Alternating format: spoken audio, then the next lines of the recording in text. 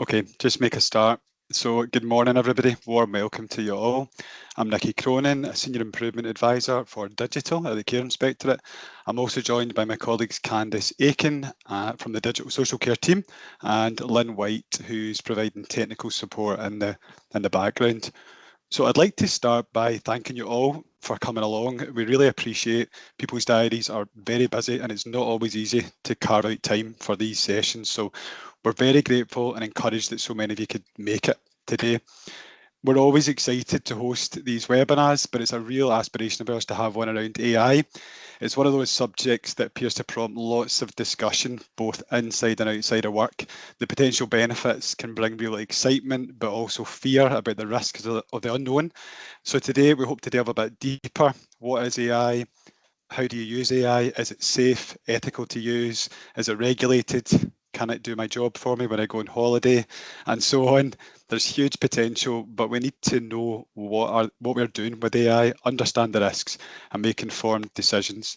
So we're really blessed today with an excellent lineup of speakers. We're really excited to have them along and looking forward to hear all their different perspectives. A wee bit of housekeeping. We've got 4 sessions this morning, so we aim to have a short pause after each Q&A and also a Q&A at the end. Technology, it can let us down, so please bear with us when presenters are taking control or sharing slides. It's slightly different to the way we've done it before. I also have a dog that likes to have barking fits, usually in webinars, so I might need to deal with that. So we've got a Q&A and a chat, so please do get involved. As I've said, we have great speakers today. They're really immersed in this work, so it's a great opportunity to have your questions answered. So please make use of the chat and the Q&A, and there'll also be opportunities to come in and ask questions at various points. So Lynn, could we move it to the next slide, please? Oh, sorry, that one's fine. Just our agenda. We're starting off with Martin Wallace speaking about collaborative approaches to AI in social care and local government perspective. We've got Daniel Casson, Dr. Caroline Green and Katie Thorne talking about the responsible use of generative AI in social care. Alison Vale talking about Gen AI and use cases from practice, and Stuart Till from Beam talking about Magic Notes, an AI assessment solution for the care sector. So kicking us off is Martin. Martin's the Chief Digital Officer at the Local Government Digital Office, and he's going to speak about the rise of AI in local government and care. So over to you, Martin, and if you can take control of the slides from Lynn, please. Just seeing how I can take control just now. Just give me 2 seconds.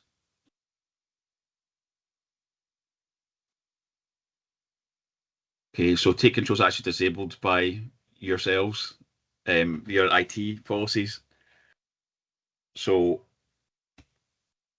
let's see if I can share my slides instead. Hang on a second.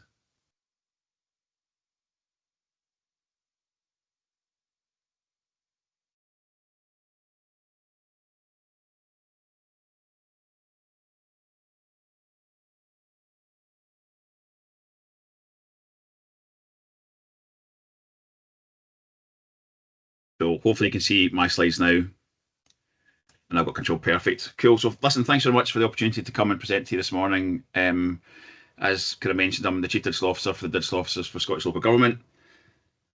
And you've got your hand up. And down. Okay, I'll carry on. So yeah, the Digital Office has been around for 8.5 years, and we're very much heavily involved in looking at AI and the possibilities for local government and care at present.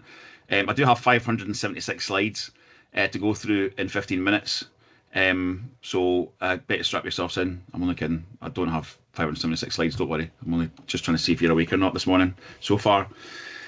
So we've been working on a piece of work for a couple of years now with Solace and IS called Council of the Future. And what we're looking at is how do we kind of use things, as I put it, human by default, technology, data, digital, and AI by design, not the other way around. There's too many examples of what AI is going to fix a problem, but what is the problem? What is the business challenge we have? How does this actually help us create new opportunities, new pathways of service, new ways of releasing staff to do the more face-to-face time, which is obviously why we come into public service. It's not into public shuffle spreadsheets unless you're really, really, really masochistic, I think is maybe the word I'm looking for. So we want to look at how the opportunities of this technology help thrive better outcomes in health and well-being, ways of in economic development for people, giving them a much more richer, independent life, which they can actually live from home from without kind of worries, and that kind of preemptive support from public sector as and when it's required. So why is AI important to local government or Scottish government in total? It's about the kind of things of like enabling operational effectiveness. So automate repetitive tasks, being able to do predictive analytics, to do kind of that kind of big heavy lifting stuff that we do a lot of admin round about just now, which we probably all hate as well. But we want to get to the cool stuff, the kind of nitty gritty of looking at the data and making decisions. You've then got kind of improving the customer experience. So looking at chatbots, looking at triaging, looking at how we can actually have the customer immersed. And when people put in something, it says, do you know what? If you've got this condition, you're entitled to this. If you've applied for this benefit, it then gives you this automatically, rather than having to go around and apply for different things at different times. Good case example would be that conversations with giving information back to Parliament before Christmas round about challenges we have around digital inclusiveness. They were kind of mentioning about the people having to apply for blue badges, and I kind of turned that around and said, well, why are we having people apply for blue badges? Surely to goodness we have the right data points to automate this sort of stuff. And I think for Glasgow have already been doing some work in this space for free school meals and vouchers for school uniforms, where it automatically happens. Now that's more kind of the robotic automation piece, but the AI piece will then make it much smarter to do that automatically as and when things are triggered going forward as well. And last not but least is improving outcomes for communities. So helping with policy and planning, policy making, being able to look at a whole range of different data and policies and strategies and legalities that we have as an organisation, and then distilling down if what we're proposing is legal and ethical, but also looking at how do we then use that automation for people to actually have that power to look at, well, if we're looking to close down, say, a community centre, where's the best place to put a new one, or the impact for this as well. So a lot of this is obviously driven by data, and that has to be kind of the funding first thing we have to look at to get right before we apply AI to it. We don't bring data to AI. It's definitely we have to bring AI to the data. So that is key in all of this and why it's important. So my future predictions of AI in the workplace. My building slate has not worked here, but going from the small business case up to kind of the harder business case within the business just now is looking at the kind of the low-hanging fruit pieces. So things like line of business applications, productivity applications. So we've seen Microsoft release Microsoft 365 Copilot. I've been using it for 2 years now, but it can automate a whole lot of stuff. I can do summaries from team meetings. I can do summaries from face-to-face meetings.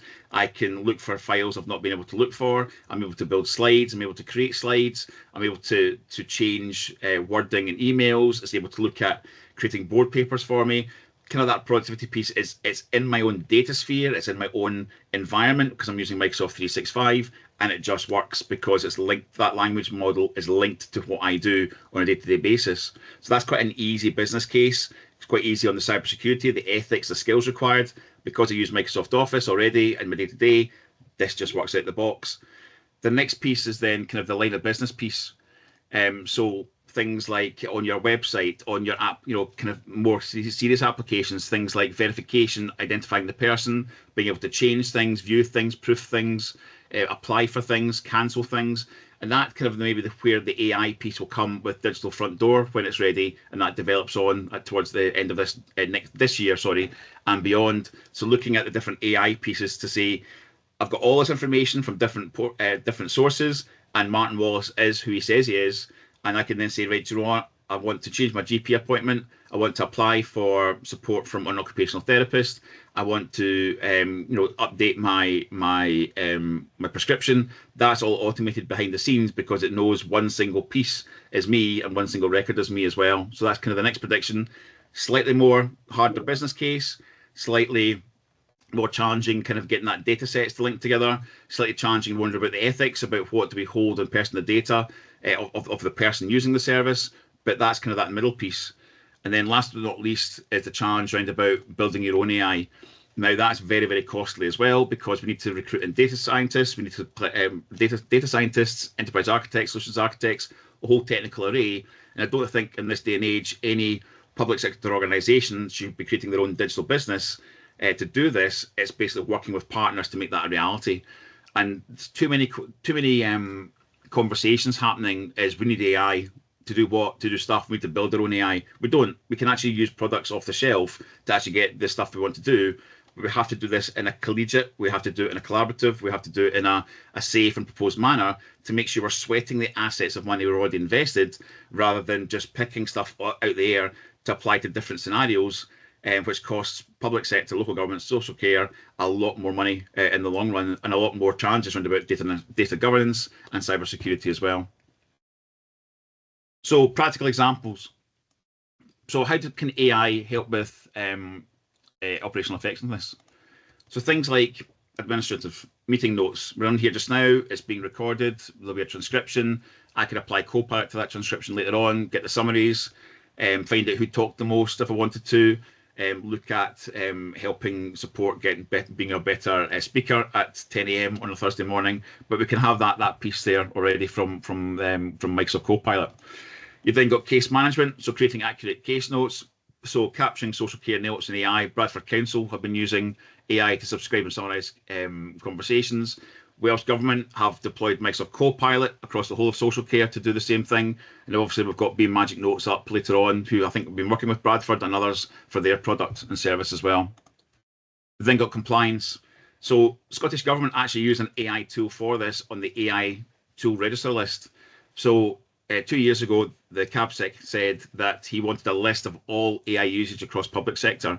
So now we've got this list. Now we can put in different legislation, strategies, policies, ethical use, etc. It will then benchmark and look at what we're proposing or what we're using to see if this complies with what we're looking for legally and ethically, and to give a scoring to then help us with risk assessments on that as well. So that's actually practical in action just now when we're looking at compliance of AI across public sector. So how can you improve customer service? So we've got chatbots. One of my favourites is AB1 in Aberdeen City Council, which has got multilingual now, something they created themselves, put Microsoft AI to it, and it now also talks in Doric. So you can ask it FitLike, if you kind of know the Doric about how it is, and it'll give an appropriate answer as well. If you want to go and try it, go to Aberdeen City Council website, not just now when we're doing presentations, but you can speak Doric and have a play with it if necessary. But that's one thing from that piece.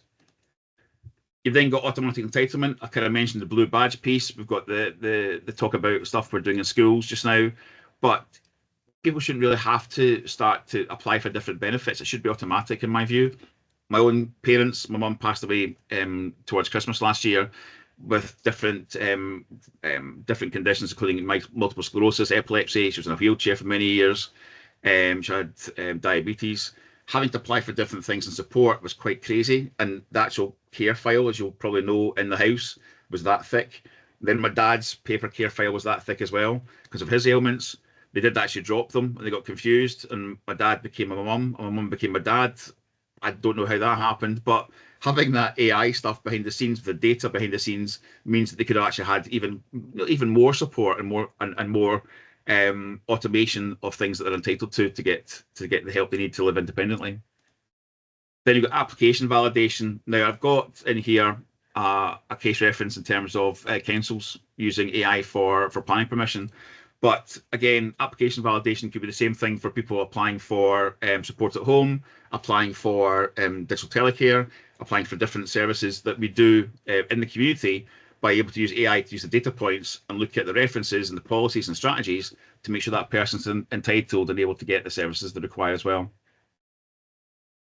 How can improve outcomes?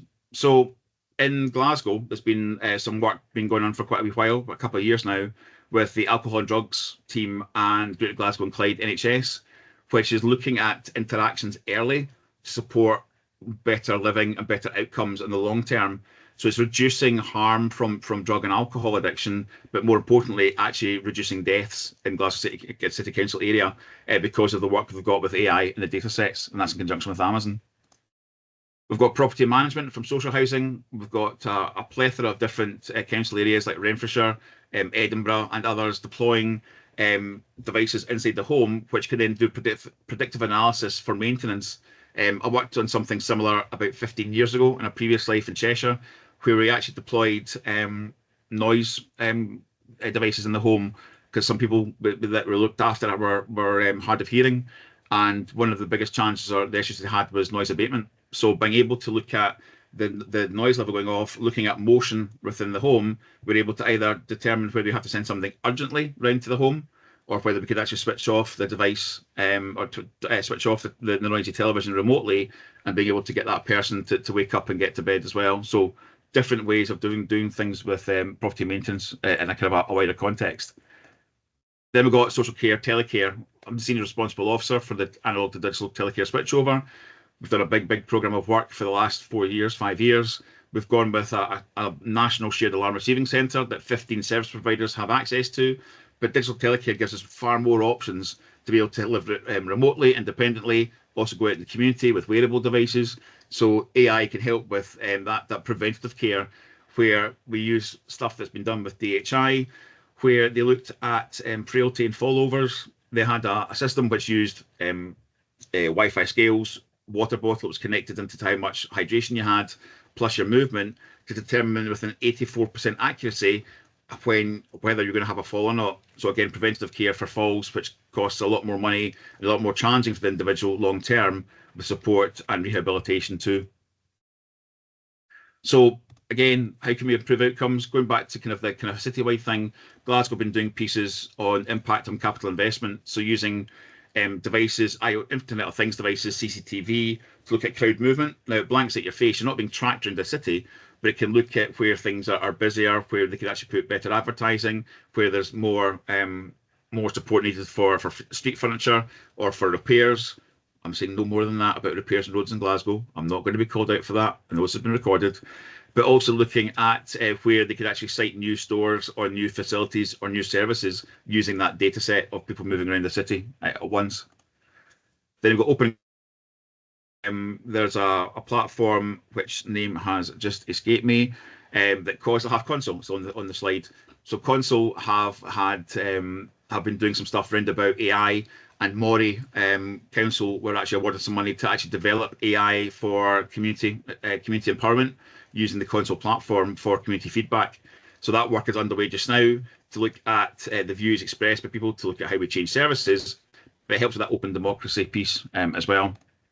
And then visitor management, we did a piece of work about 5 years now with Trossachs National Park and a couple of councils around about it, to look at the environmental impact of tourism, and to be able to help with better traffic management on the day, by using weather conditions, traffic on the road, and bin sensors. Now, we did actually get to the algorithm with the AI within about a quarter of a degree, when the car parks would start to get flooded, and at what time prediction as well. I did nickname this the TAPSAF algorithm. I was told to stop it because obviously it was a lot of Glaswegians coming up for the day to Balloch and other areas with TAPSAF, unfortunately, which is not the nicest thing you want to see from me. I'm so sorry. That's probably an HR violation on this call. I'm so sorry. But it did help with traffic management, and there was other things around about recording noises in the woods, which I stopped. That wasn't me. That was somebody else said for wild camping, which I did stop, because that could have been a whole different legal and ethical use that we'd had to maybe consider and have a challenge on, and obviously be seen in the papers too. So we wanted to stop that nonsense up front. So we have challenges to overcome with this. As you can well imagine, AI is obviously giving us a massive opportunity. We've got people using it day to day on their mobile phones. I'm concerned that people using ChatGPT and inputting information about patient data just to get summaries and stuff. We can't do that, guys. It's not secure. We have to use the AI that the councils have deployed. Please, because it's not an if, it's when there's a breach. So we have to make sure you're using the AI tools in the right way, in the right manner, and complying with what IT say and what your information governance person says. That's the first piece. But how do we kind of involve people with the design? How do we involve people in understanding what we're going to be doing with their data and AI? How do we, comply with the qualities, ethical use, data protection? And just because we can doesn't necessarily mean we should. Like I said at the start, this is very much human by default, digital and data by design. I've been saying this for years for all digital technologies within sector. And we really need to look at this even more importantly now as AI comes in, because we can't be running away thinking AI is going to solve it and being kind of like wowed by stuff. Yes, it's cool, but we need to look at the data pathway first. Where's our data and how do we make this a reality and support better outcomes and operations for our people that we look after on a day-to-day basis? And just how do we get involved in it? So we've got a campaign on at the present. We've done a portfolio with Digital Leaders and with Solus and with COSLA. I've nicknamed it AI Right. AI Right. It will be very good. It's not the kind of connotation in there as well, but there's a whole lot of work around about webinars like today, giving an information update of what we do and what the capabilities are. We're doing stuff around about skills, ethical use, business cases, digital leaders engagement. We're doing work with Scotland Excel and procurement opportunities and like, but fundamentally we have got a core strategy in place with Scottish Government, which we have to deliver for the ministers around about common platforms. So we don't want to do something once and replicate it 32 times. Sorry, we don't want to do something 32 times and replicate it once.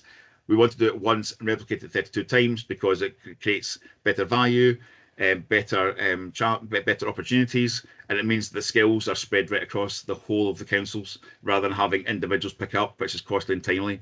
So working with key partners is absolutely key with this. I think I'm going to stop in about a minute, but if you want to contact us, that's where we are, or you can fire an email to me anytime you wish. And I'm going to stop there and hand back over. Thanks, Martin. That was really fascinating. Lots of examples. I love the TAPSAF algorithm. The weather's quite good just now in Glasgow, so look out for you up Loch Lomond side. No, none on the motorbike up there, and that's not a sight to be seen either. Me and Leathers. Thank you. Going to pause there just for any questions that people have. Have a look at the chat.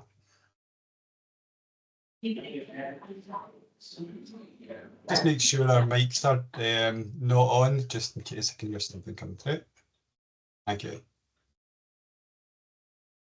Okay, I don't see anything coming through just now, so we'll just move on to the next speakers. So we've got Caroline, Katie and Daniel speaking from the Oxford project. If you want to try and take control of the slides there from Martin. This is a really exciting collaboration. I've heard them speak before, it was excellent and really focused on the ethics around AI. So over to you guys. Thank you. Hi. Thanks. Sorry, can you see the slides? Because I'm sharing and I'm always pretty useless at it. I can see fine, yeah. Okay, good. All right. Great. Hi, everyone. Hi. Hiya. I'm Daniel. We've seen Caroline on screen now. Hope you can hear me okay. Thanks for inviting us today. Really exciting. We've been at the CARE show presenting this today in London, and this is a really exciting collaboration. So cheers. And Martin, what a fantastic talk. Fantastic. You got me thinking about tops off there. Taps off. We're going to present you the Oxford project on the responsible use of generative AI in social care. We got together, three of us, and thought we need to have some basis without regulation, without anything provisions for the care sector. We need to have something in place to help guide people through what's happening.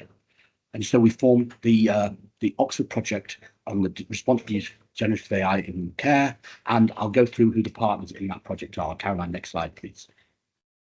So the first partner is Digital Care Hub, which was set up by NHS England originally to be the liaison point between the care sector and care providers, so the government and care providers.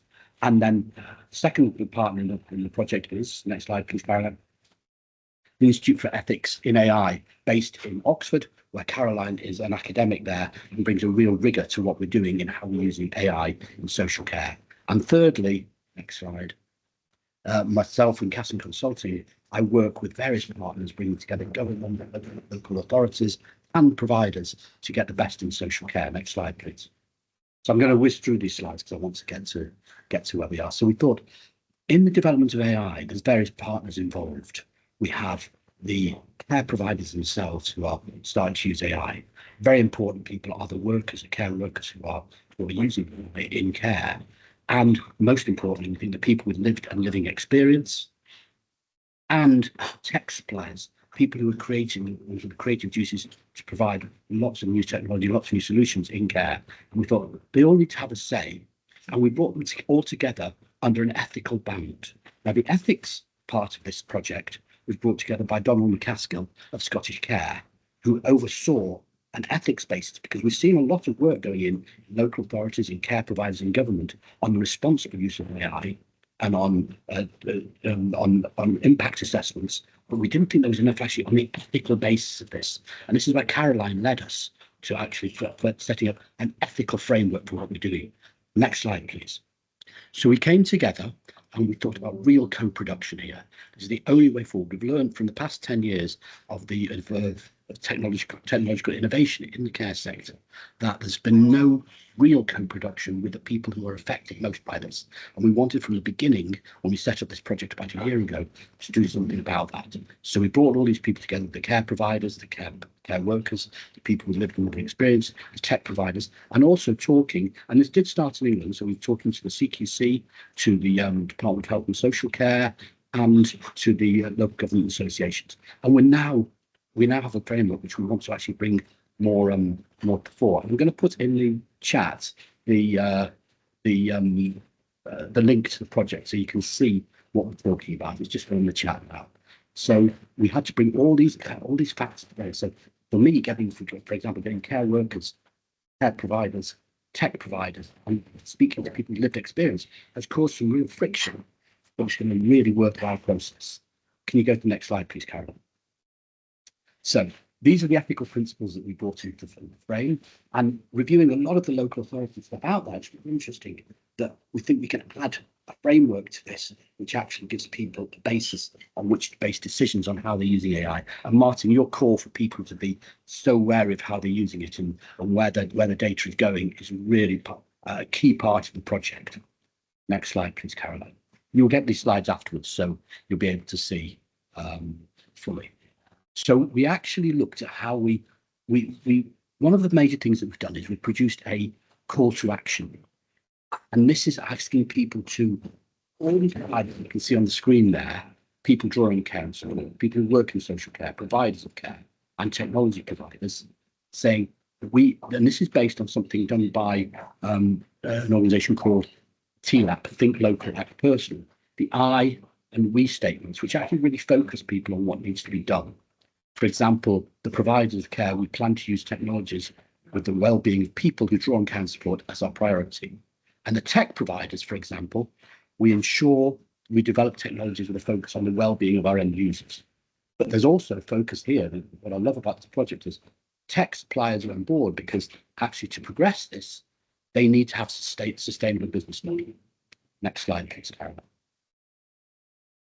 So what we've done is we met over a year ago and we looked at the guidance and we took these 12 domains. And I'll pass over this because some of this has been said by Martin, but these are the things that you really need to think about when you're introducing AI. And I'm really looking forward to the presentations, to Alison's and to the Beam presentation afterwards, to actually show some of this in practice. Next slide, please. Because I want to get on to actually for you to ask questions. So going further into the I and the we statements, we want everyone working with generative AI and social care to continue working collaboratively, because we feel that there's so much othering of people, and people are very concerned about where responsibility lies, and we believe in the use of AI in social care. So we believe the best way is to actually get everybody together working on this. And we've seen interest in this project internationally, because we know it's the same thing, bringing everyone inside the tent to decide on the future of how we use AI in social care to get the best quality of life for people who draw on care and support, and also the effectiveness, the efficiency and effectiveness of care providers, and working very closely with local authorities and central government as well. So we've involved a lot of the regulators, and we're spreading the word now because we're gaining confidence that what we've done is actually worthwhile spreading. Next slide, please, Karen. The second part, we have a call to action. One of the things I'd encourage you to do is actually go onto the website, where all the resources are there, to actually see and challenge us, and maybe sign up the call to action, because we think we're building a movement here, and we want you on board and suggesting ways we could develop. Because over the past year, we've developed this project in such a way that it's been led by the people involved. So unfortunately, I call it a coalition of the willing, because without regulation in the UK, we need to actually bring people to the ethical use of AI in social care. Next slide, please, Karen. We've worked very closely with the Care Workers charity, and as you can see, the CEO, Caroline McGurk, has been fully behind us. So what we've done in the project is we have actually made specific funding. Quite a lot of the funding that we had has actually gone to supporting people with lived experience and care workers to be represented. And so when we met in Oxford about a month and a half ago, there was about 150 people there, and they included mostly people with lived experience and care workers who were essential parts of it. Next slide, please. You'll get these slides so you'll be able to review them as well. We're going through quite a lot. So the care workers really feel that they are being potentially exposed in this. So if they aren't supported, then they'll be struggling. So we felt the need to involve them. Next slide, please. I actually chaired Tech Suppliers Pledge, and bringing them along has been fantastic because they have realised their responsibility to the care sector. So these are the pledge, and you'll see on those resources when they're online, you'll see the Tech Suppliers Pledge, which we're actually building building traction with and getting it out there. So there's building tech suppliers. So we ideally want all tech suppliers who are supplying into the care sector, the care community, to actually sign up to the pledge, because it really does add a layer of what they're applying to regulatory. As I see one question, so I'll come to it in a minute. It applies a layer on top of their obligations under regulation. Next slide, please, Karen. So what do we think of the future? We've built up a fantastic base now. We are building what we call the AI in Social Care Alliance to bring everyone on board. So that's what we want you to do, and we call you on to click on the call to action and actually challenge us and become involved and sign up and spread the word. So if you're working with tech providers, for example, or people are involved with tech providers, have a look at this and think maybe it does add a lot to what you're doing. Next slide, please, Caroline. So that's all from us. So we really have built this as a movement from the bottom up, and bringing together the care provider view, the academic view, which is so important, and the ethical view. Now, we'll pass over to questions. I know we're short of time. Caroline, is there anything you want to add? No, thank you. Thanks for taking this on. Okay, brilliant. So Nikki, that's the presentation. I see there was one question there. I saw a hand earlier. Or has that gone down? No, we do have a question. We do have a question. Okay. Thanks very much for that, Daniel. That was great. Really appreciate that. We've got a question. The Oxford project refers directly to CQC. IWE statements, are there plans to expand to the Scottish Health and Social Care standards and the regulations of the other devolved nations? Yes, this is the start of this. As I say, it's developed over the past year, so we've been working with the resources that we have. But yes, this was part of the approach, that we want to work more closely with the Care Inspectorate and what's necessary to build on the regulatory procedures that are in there already. So definitely yes. Can I just add to that as well, that as in the second phase of the work now, we are going to be setting up a policy hub, working with the Department of Health and Social Care, CQC, and so on. And it'd be really great to have the Care Inspectorate in there as well. So that might be a possibility too. Great, that sounds really good. I know there's many organisations involved. I can see from the website. So how do people get involved then? If there's other organisations and bodies from Scotland, what would be their steps? Steps would be to sign up to the call to action or contact us through that site. You've got people get the slides, because there's many ways of being involved. It really is. So we're working suggestions to build this alliance now. Caroline, do you want anything to add that? Yeah, so the one step we're going to take really soon and quickly now is to actually review our co-production, so that we learn what we have done well, what we can do differently, and then we will co-produce the next steps as well. And we are working very inclusively, so that means we've got a steering group every month, 1 hour online, and this is inclusive, so anyone who wants to join can join it. And then also the process is one where people can come in, they can hop out again, and so that's how we're going to continue continue working in the future too. So please get in touch with us if you're interested, and you will be added to those various steering groups or mailing lists and so on. And Nikki, you will be sending those slides out. We will, yeah, we will. Thank you. That's really helpful. Thank you for giving us the opportunity. We really, really appreciate it. No, we're so grateful. I know you're busy. You've got other presentations today as well. So thank you for doing that. Excellent. So we'll move on then. I think, Lynn, it's probably best if you share the slides because you're hosting them.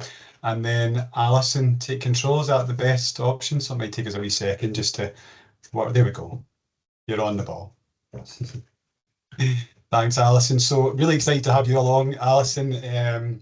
I think when I spoke to you before, I was just blown away really with some of the things you were talking about and just how creative you've been with the AI tools that you've been using. So brilliant to have you along. You're very welcome. The floor is yours. That's grand, thank you. Unfortunately, I can't seem to take control, so maybe I'll just have to shout out to Lynn to do next slide if that's okay. Yeah, no worries. That's fine, Alison. Lynn. Thank you. Okay, so hi everyone, my name is Alison Vale and I'm Business and Operations Director for Abbotsford Care. We have got 7 care homes and we're based in Fife. I've also got Stephen with me here today as well, so he might be on camera somewhere, but he's going to answer some questions maybe a little bit later if there is any questions for us. Stephen, in his role, is our placement and digital coordinator, and that's a very new role that we've taken into the organisation to help kind of think about how we implement some of these new tools and digital practices that are coming into our organisation as much as we possibly can. So yeah, and I did have a bit of fun on ChatGPT making a little action figure version of ourselves. So next slide, please, Lynn. So the first thing to sort of say, and from our perspective, when we're talking about the use of AI, we were really keen to make sure that whatever practices we were doing were about supporting the human contact that we have within our organisation. It's absolutely not about winging in robots to come and take over the element of care delivery. We really want to be able to have the opportunity to reduce some of the burden that exists on our teams, on our staff, at being able to think about how they work with these things and the use of technology and AI to make things easier for ourselves. So from that perspective, we developed our own policy about the use and support use of generative AI. And like Martin said, you know, absolutely, we do not put any patient data into generative AI any time, but we do use generative AI in different ways to be able to support the growth and development of the organisation. So next slide, please, Lynn. So some of the ways that we have been doing that most actively is really about kind of thinking about how things like ChatGPT, and if you don't know what ChatGPT is obviously a generative AI tool. It's probably the most common or known kind of software development solution out there at the moment that everybody's talking about in different ways. And I might at times slip into calling ChatGPT Gina. And that was because one of my best friends really struggled with this idea of using a machine or a robot kind of technology solution. And I said, well, why don't you just call her Gina? Because she's a bit like your personal assistant. So we use ChatGPT and Gina in that particular way. It's all about supporting and developing the communication and making that easier for people to work with. So the things that we do is sort of improve our internal communications, our comm strategies, all about using ChatGPT to be able to help frame that in the best possible way for the audiences that we're sharing it with.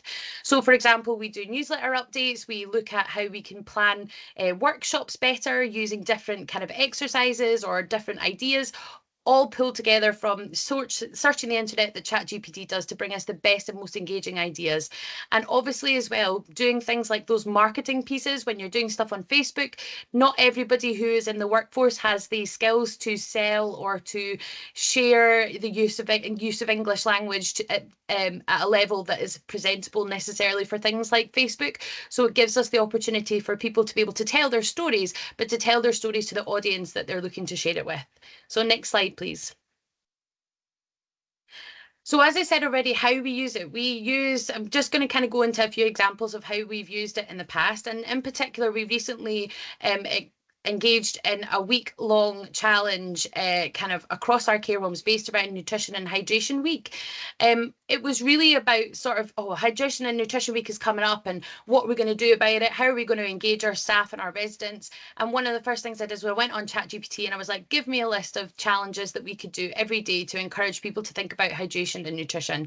And what that came up with was 7 challenges over the 7 days that we then took the content that came from ChatGPT, we put that into visual posters to share with our staff team and with our relatives and residents, and encouraged that communication of different ways that they could engage with each other using these different challenges. So what we got was lots of ideas, lots of activities, different materials, different ways of engaging. And what we really saw was how each and every home, with the 7 homes that we have, interpreted these challenges incredibly differently. And we had a week where we just had fantastic opportunities for our residents to engage and support each other, and relatives and staff to get involved with how they could promote these ideas of hydration and nutrition really creatively, in the way that suited their services really predominantly. Next slide, please, Lynn. So just sharing a couple of pictures of the different things that people got up to. So we had people who had created meal events from a simple prompt about create a new mealtime experience. We had hydration stations and how they were decorated by people making decorations with residents, because one of the challenges was about making a hydration station that people were involved in. We had tasting sessions. We had ways to introduce IDSE and encourage people to have tasting sessions with relatives and residents to see what the different thickener fluids, etc. were like. And all of these kind of initial prompts came from ChatGPT, and it was the human connection that came through and turning those into real life. Next slide, please.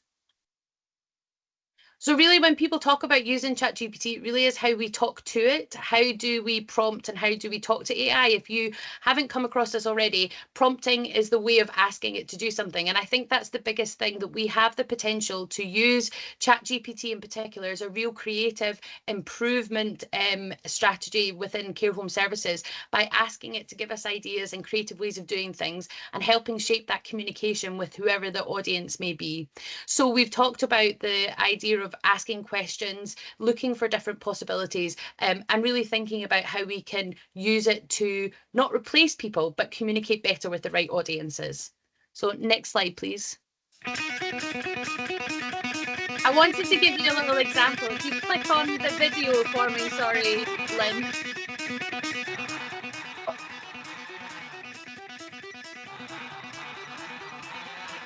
It should, if you click on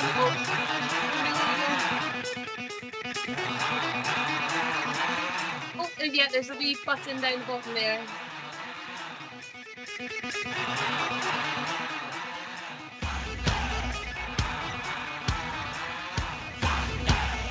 Yeah, I was trying to liven up this part with a bit of music, but I really wanted to be able to show you this video, just how easy it is to use ChatGPT to help draft up your next ideas. If you click on the video on the actual image, Lynn, there's a little button there.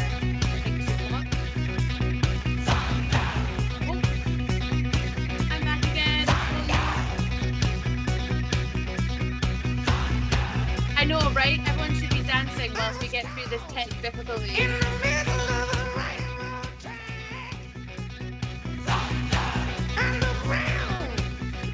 You're over today for dance break. I don't know if you can click on that video, because it's to see how it works for people is really key. Yeah, it's not letting me. Oh, there Sorry, we go. Alison. If you press play, play now.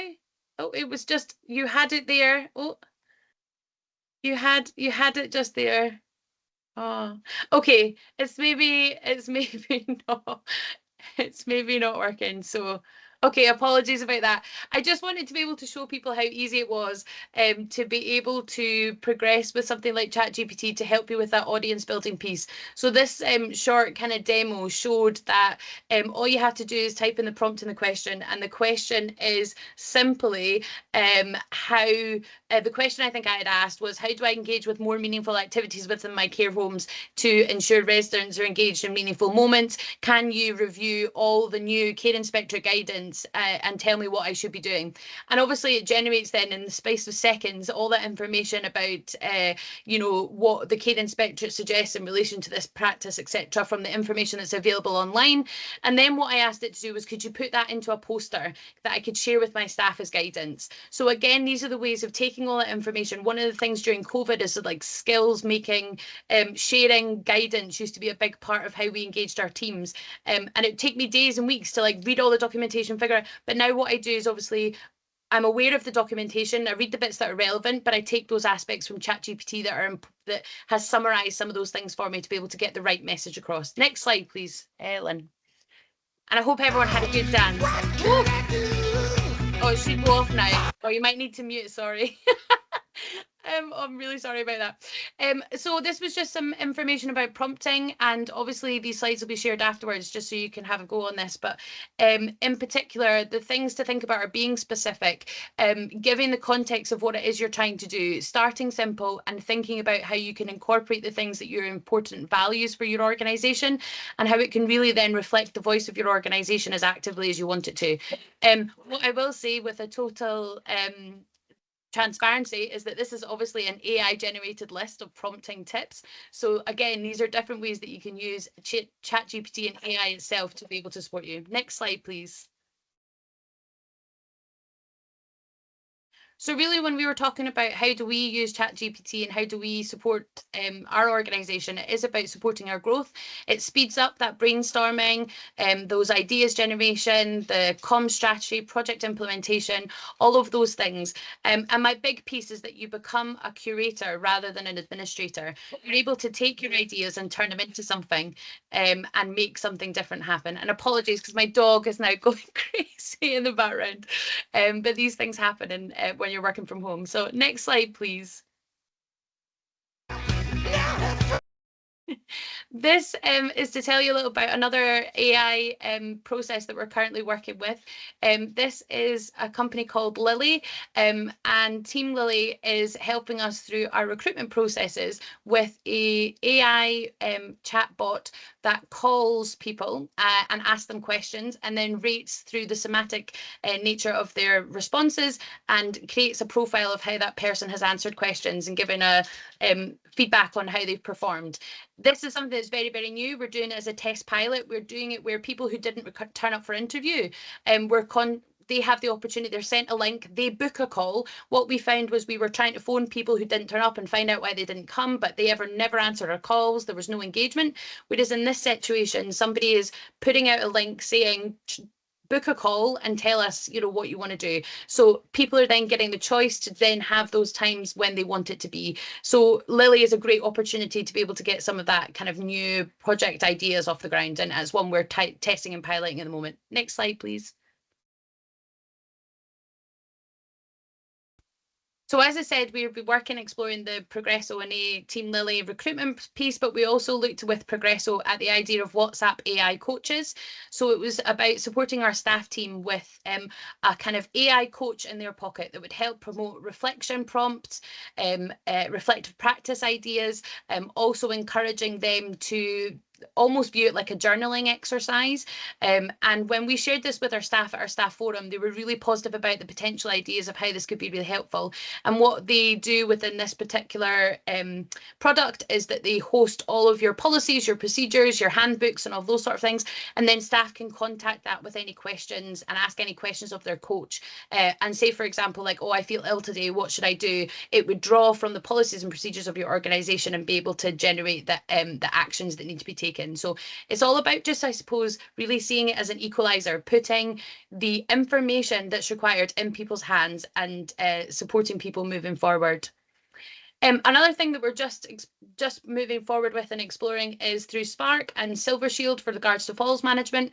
We are doing another pilot and test in one of our services to put into our bedrooms a falls management system, which is a kind of piece of equipment that goes in the bedroom and monitors the activity in the room, obviously supporting the idea of earlier falls detection and as well as understanding patterns of behaviour of residents. It's not a camera, so it's not picking up people's physical physical what's going on in the room.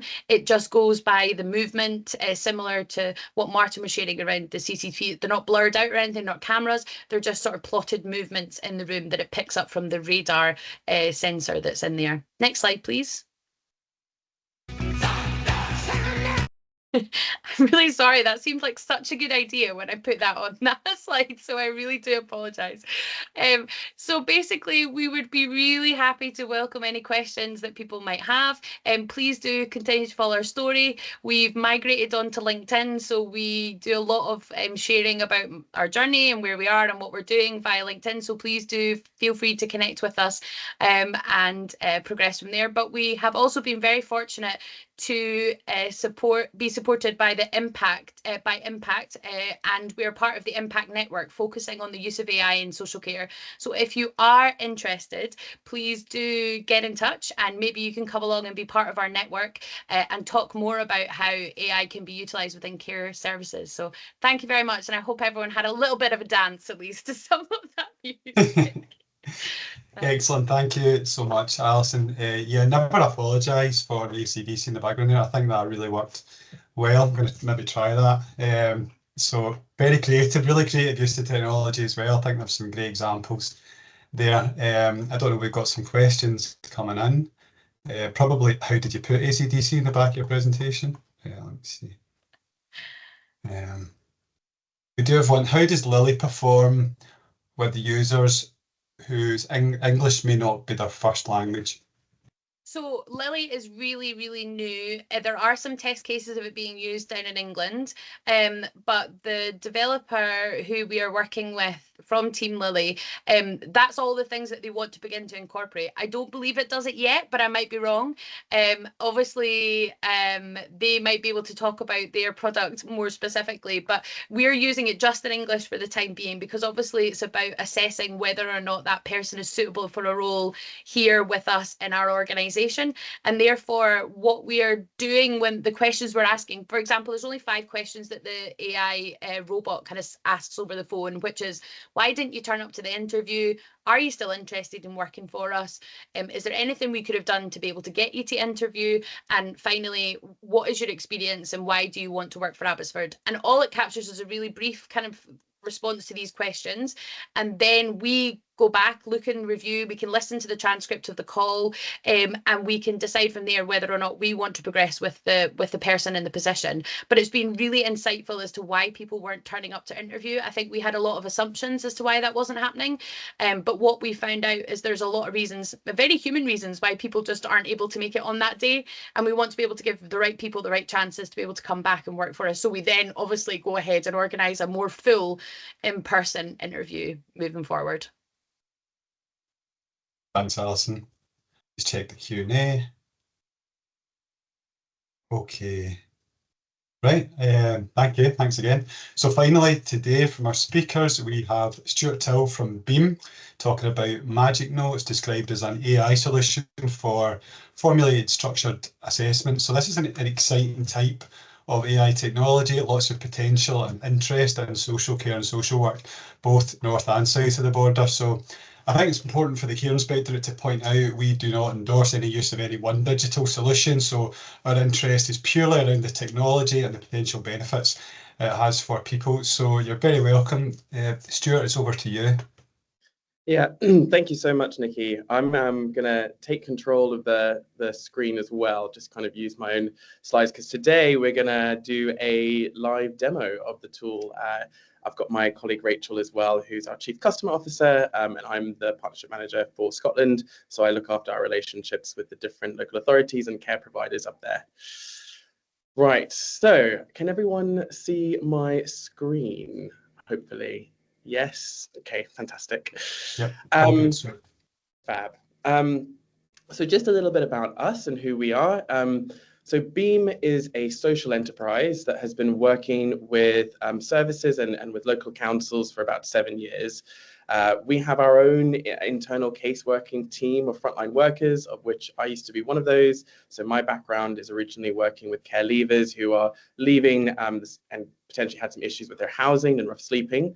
And so one of the challenges that we faced as an organization was We were trying to be very human-centered and be really present to the people that we were supporting. However, at the same time, wanted to take detailed notes on them to make sure that we delivered the best quality service to them as individuals.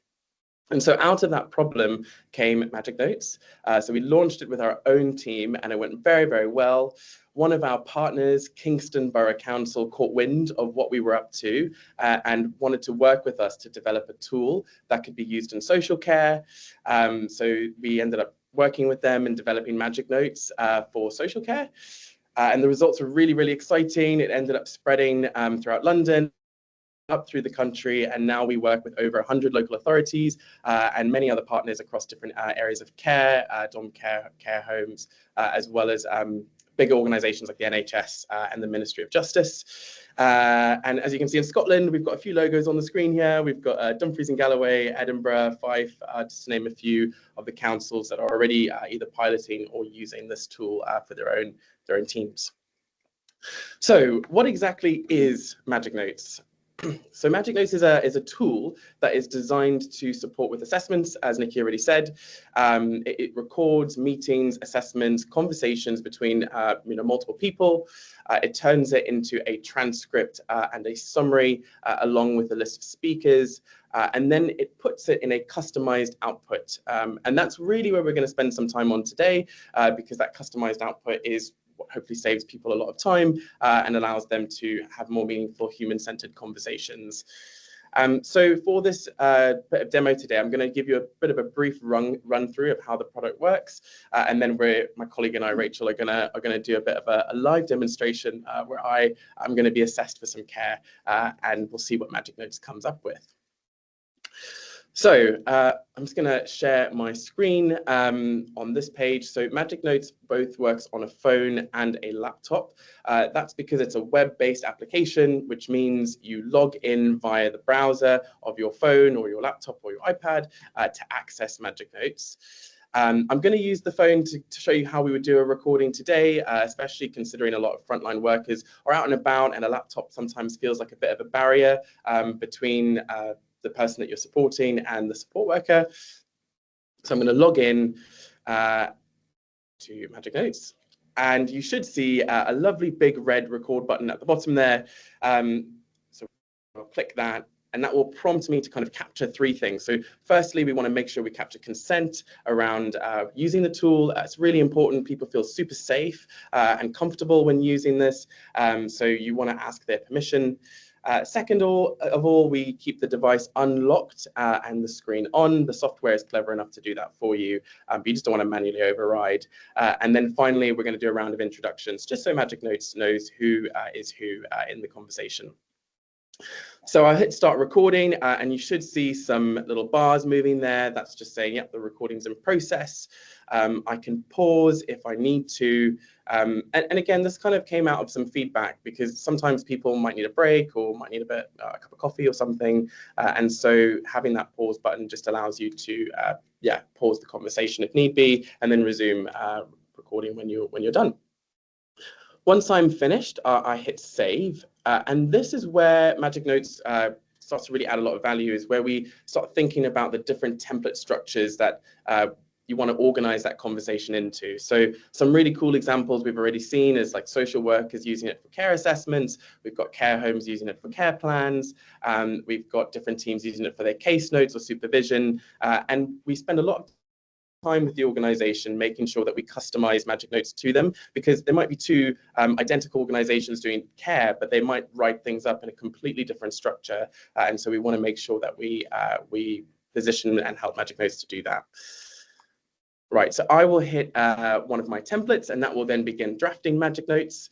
And this takes about a minute or two. It's pretty quick, and the goal is that you don't have to leave the person's home before you've got your Magic Notes. You can review it, do any follow-up questions, make sure you've got everything. I'm now going to transition to my laptop. So this is basically, I've done my care assessment, I've now gone home, and I want to look at what was said, or maybe I'm just finishing up and I want to read in the person's home. This is what we'll generate, and Rachel and I will do our own version of this in a second, but I just wanted to do a very brief run through of what it looks like before we jump into that.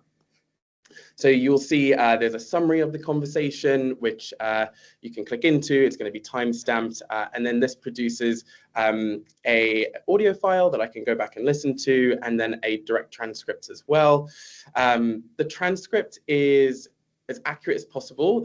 We've got about a 98% accuracy rating, and we've tested it with a broad range of different accents and background noise. I mean, we've got councils in Scotland already using this, so we've definitely seen it play out in action with the Scottish accent, but also we've got people where English isn't their first language, or Wales as well, and that 98% accuracy does hold. I've then got my template, and so this is really where you select, like, okay, what is this going to look like? I've just chosen a care assessment, but it might look like a care plan. It might look like a case note. This is just where I select that structure. We'll come back to changes in the live demo, but how we edit then Magic Notes, because that's also a fun bit. I really want to go back to what Alison said about ChatGPT, because yeah, prompting is something super, super important, which we're going to speak about a little bit later. And then finally, we've got like the summary. So essentially, this is one of our templates. And a template, if you think about, is really just a set of instructions that we've kind of said to Magic Notes in the background. This is how you write up a care plan as if I was a care worker at X organization or at X council. And so this will then organize the information for me. Now, I think the best way to see this in action is to demo it live. We just feel like that kind of brings it to life just a little bit more. So for not wanting to get one person to volunteer on screen to do this, Rachel and I are gonna do it ourselves. I'm a theatre kid at heart, so I absolutely love this kind of thing. But some people, it's not their cup of tea. So we're gonna do it ourselves. We're gonna play two people. One's gonna be a care worker, who's gonna be Rachel, and then I'm gonna be a resident. So I'm gonna hit record on my screen, and then we're gonna go for it. Rachel, are you ready? I am indeed. Great. All right. Brilliant. All right. Rachel, do you want to start? Yeah. Firstly, thank you so much for inviting me into your home today. It's really lovely. How are you doing?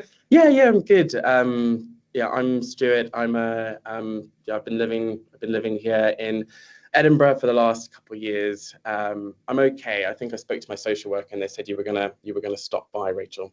Yeah, exactly. So I'm Rachel. I'm one of the care workers here, and I've come today just to understand a little bit more about how you're getting on, and whether there's anything more that we can do to support you, if that's okay. Yeah, no, that's fine. Yeah, it's just been a bit challenging recently. I had a nasty fall down some stairs the other day, and you know, nothing seems broken. I mean, I was just lying there for a little bit, and I've got some bruising on my legs, but I was just a bit shaken by that experience. Oh, I'm sorry to hear that.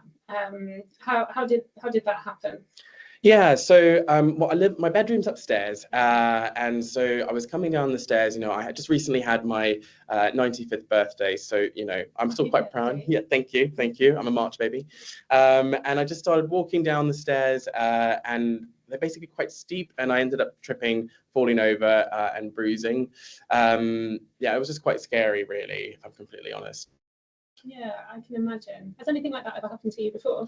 Yeah, we've got like rugs in the bottom of my house, and I've tripped over one of those rugs as well before, and I've been using the furniture to kind of get around. So yeah, that's been a bit of a challenge. Would you be open to thinking about maybe moving some of those rugs, or thinking a little bit about how we've laid out the furniture and whether anything might support you there? Yeah, well, this is the thing. I can't do it myself, and I live alone. You know, it's me and my two cats, Jim and Winnie. We get on really well, but they can't really help me with that kind of thing.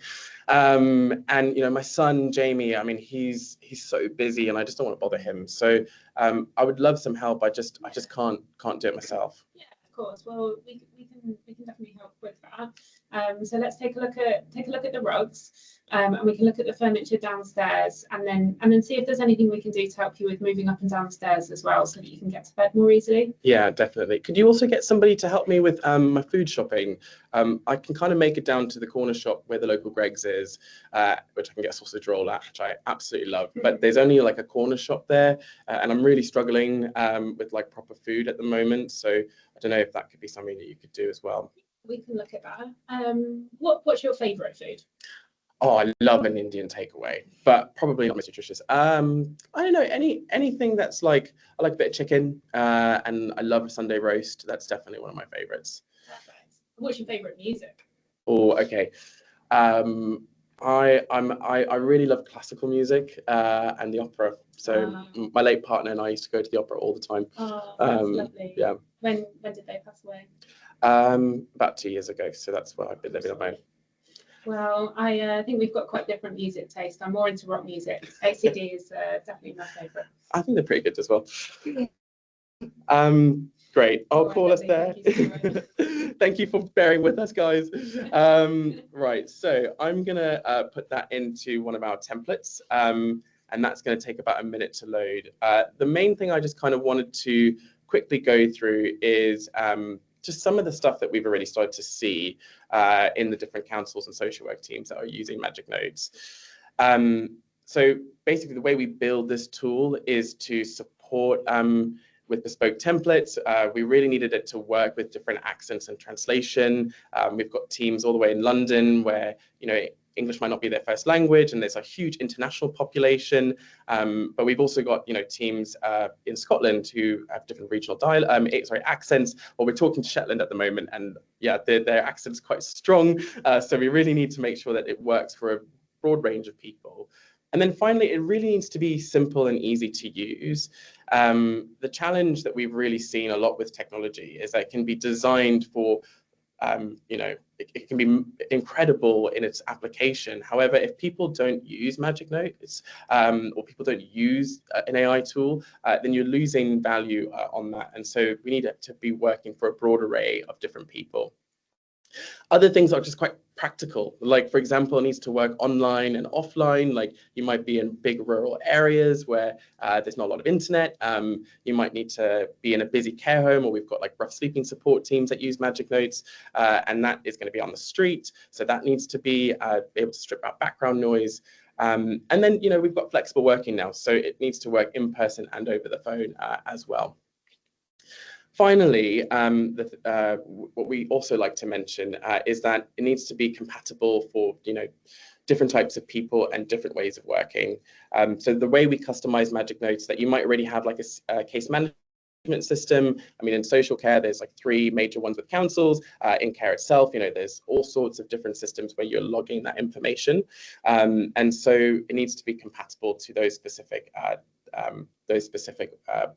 CMSs.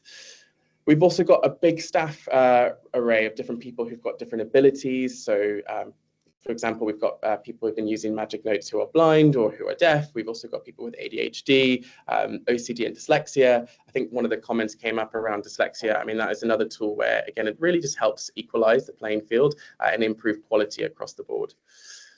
So that is what we've seen and how we've kind of designed it. I actually think we are ready to go through my new assessment that Rachel has done with me. So as you can see, we've got Stuart's core care assessment over here. I've got my 3-minute rambling of me and Rachel kind of going back and forth. As you can see, it's diarized what we've said. So we've got a transcript there. I'm not going to subject you to listening to the audio file, I promise. Then we've got a template. So I've just chosen a care assessment today, but this could look completely different depending on the one that you go for. So we've got Rachel and Stuart. So we've got the individual Stuart reported experiencing some difficulties related to mobility, particularly after a recent fall down the stairs. They mentioned using furniture to move around the house and having tripped over rugs before. However, there were no substantial difficulties reported in terms of understanding, using or weighing up information, retaining information, or communicating views, wishes, and feelings. The contact with adult care was initiated due to Stuart's experiencing challenging and mobility and safety in his home. Recently, Stuart had a fall down the stairs, which left him bruised and shaken. He lives alone and has difficulty managing household tasks, such as moving furniture and rugs, which has contributed to his falls. Stuart expressed a need for assistance with these tasks and with food shopping as he struggles to access nutritious food. His social worker informed him that Rachel, a care worker, would visit him to assess his situation and explore ways to support him. Stuart shared that he values his independence and enjoys living in his home with his 2 cats, Jim and Winnie. He mentioned his love for classical music and opera, which he used to enjoy with his late partner. Stuart has expressed a fondness for certain foods, such as Indian takeaways and Sunday roasts. Maintaining his routine and being able to access his favorite foods and music are important to him. He did not explicitly mention specific short, medium, or long-term goals. Anyway, I won't subject you to reading out the entire thing, but as you can see, just from our 3-minute conversation, it started to organize that information just casually of what Rachel and I were talking about. Now, you may need to edit Magic Notes. Again, this is not a silver bullet. Like at the end of the day, this gets you 90% of the way there. But as what has already been mentioned around like ethical use of AI and how do we make things safe, there needs to be a human in the loop who is checking this and making sure that it's correct before it goes anywhere like really permanent, like a case management system. So what we wanted to do is give a support worker a quick and easy way to edit Magic Notes efficiently. So you might notice here, there's a lovely little chat box here and a little text box here called Describe a Change.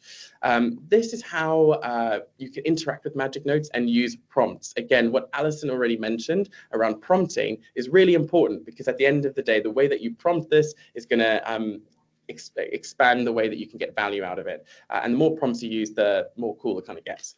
So we're going to do a brief example today. Let's say my name is actually not Stuart. Let's say my name is Bob, and I want to change Stuart to Bob. We often see with individuals that it might be that spellings are different. Like I think Tracy's a really interesting example where Tracy can be spelled in like 3 different ways. And Magic Notes, because it's listening to audio, can't necessarily discern how do I spell this name. And so in this example, we're going to use prompts just to correct and nudge Magic Notes to be more accurate to what we kind of are looking at. So I've asked it to change Stuart to Bob, and it's accepted that request. As you can see, now we've got Rachel, the care worker, and Bob, an individual, being assessed. And if I actually control F Bob, as you can see, it's now changed it out throughout the whole assessment for me, which makes it nice, quick and easy. Let's say though that, this is written in the 3rd person and actually I really want to use it in the 1st person. I could also then change that. I rewrite things as letters as well. However, sometimes I don't want to change the whole assessment, but I might need like a bit of information about it, or I might want to use the information to write a report or something. So I could say, write an email to Bob /Stuart, 2 people, about his needs and what we talked about. Right, I'm going to hit enter, and that is going to now over here draft me a little email to Bob about what was discussed, and I can then take that and edit it and put it in my email address, which is really helpful.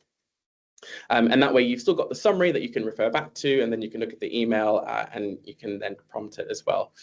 The final bit that I really want to mention is translation. So I'm going to translate this into French. But we found in care specifically, there are loads of people who have different languages, and we really want to make sure that the accessibility is there for all sorts of different care workers. So Magic Notes has 2 ways of doing translation. One is written and one is verbal. I've just shown you a brief example of the written translation, so I can prompt it now to translate that, email into French. However, what we've also seen in the past is that some people want to actually speak out their native language and then let Magic Notes translate that into English. Edinburgh Council has actually got a really cool use case of this, where youth asylum seekers have been assessed in their native tongue, recorded with Magic Notes, and then the output of that has been in English in the assessment structure. So really helpful for, again, that inclusivity for different types of staff. Some final bits and pieces just to kind of make you aware of. There is a live chat, so for us, it's really important that staff have care support on hand, and people can jump in and do a one-to-one training or mention any issues, and it does work online. So I've done an in-person one today with Rachel, but you could also use it on Teams or any other video conferencing software, so making sure that it's multi-purposeful. Right, so in terms of like some of the findings that we've had, the first thing I just want to quickly cover is data protection. And this has been mentioned by quite a few speakers already. And it is really, really important, especially when you start accessing free AI tools online. You don't necessarily know where that data is going. And so there's this big piece of legislation called GDPR, where we want to make sure that we protect sensitive data. And part of that is making sure data is stored and processed in the EU or the UK. We want to make sure that we're not learning from any of the sensitive data that is being processed by any AI tools. So the way we've designed Magic Notes is to be in compliance with that. We work with over 100 local authorities and the Ministry of Justice and the NHS. So, going through those standards. And because this has been, co-built with those organizations, we've inbuilt those standards into our system. But whenever you're evaluating any AI, it's really important that you ask some of these questions before you start using it for any sensitive or personal data. So, I'm actually going to skip over this and just go into one of our case studies. So Dale Care is a domiciliary care provider in Durham. They were one of our first care providers to use Magic Notes, and it was really, really exciting to see the impact on them. So for them, they were seeing about 10 hours a week saved per practitioner, so about a 40% reduction in admin time, and hopefully we're saving and have begun to save them about 57 working days for each member of staff, which is really, really exciting. However, it's also really important that that organization sees other improvements in the way that they work. So, for example, quality and accuracy around the conversations that they're having. So instead of scribbling down notes or typing them in different files or kind of using memory, we've really started to see an increase in the quality of their work. And that's really important when you're engaging. I mean, in England, that's more like CQC. Here, it's the Care Inspectorate, just to ensure that you've got everything about the service that you're delivering. But what I really love about this case study is also how it was received by different practitioners. And again, whenever you're evaluating any technology, there's a bit of a tension point between delivering outcomes and return on investment, but also making sure that people are using it, love it, and it works for them. And so what we are trying to do, and again, talks about co-production and co-creation with different care providers, is design something that would work really, really well in delivering a return on investment for owners of a specific home or care service, but also will be used, because as I mentioned before, if people aren't using the tool, then it can do all these amazing things, but then it kind of sits on the shelf, and we don't want that. So these are just some of the quotes on the screen that have kind of come from them. I'll let their own voices kind of speak for themselves. Yeah. As well as the actual people who use Magic Notes, like carers and assessors, service users themselves or the people that are being supported really enjoy it as well. And again, it's going back to one of our mission statements is about supporting people to deliver really human-centered services. At the end of the day, we don't want people to feel like they are being put through a bureaucratic process. We want people to feel at very critical parts of their life that they are being taken care of. And we hope tools like Magic Notes are able to deliver on that for those specific service users. So this is some of the quotes from what they found. So I'm going to end there. I hope you found this little demonstration helpful. I think, yeah, my attempt at being a service user hopefully wasn't too bad, but it was absolutely like a pleasure to meet you all. It's been so fantastic just hearing a bit more about this and talking about it. So thank you so much for your time. I really appreciate it.